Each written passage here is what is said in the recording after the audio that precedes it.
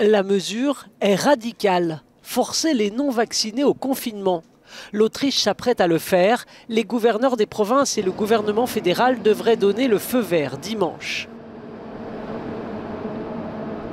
Les autorités ne veulent pas attendre une hausse des contaminations déjà rapide pour agir, mais la date de la mise en œuvre de la mesure n'est pas encore précisée.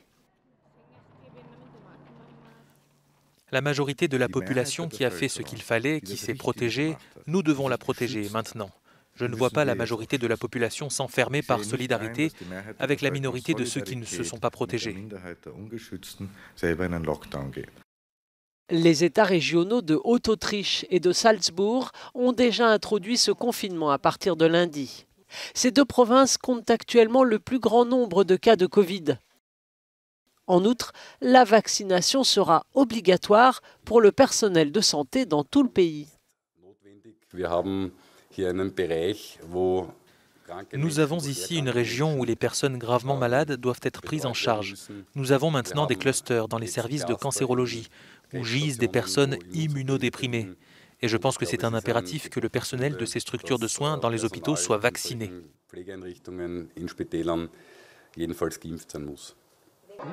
Quelle incidence cette mesure aura-t-elle sur ce secteur, alors que mercredi, le personnel hospitalier manifestait pour dénoncer les conditions de travail et le manque de personnel?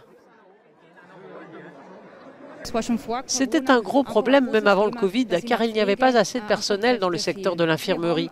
Dans mon unité, de nombreux collègues ont quitté leur emploi car ils ne peuvent plus travailler comme ça et ne veulent plus travailler comme ça.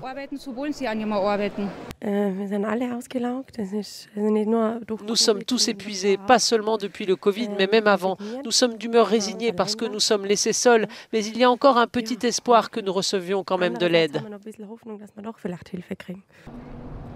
En Autriche, le taux de vaccination est légèrement inférieur à 65%.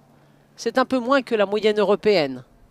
83% des cas de Covid surviennent chez les personnes non vaccinées, selon le ministère de la Santé.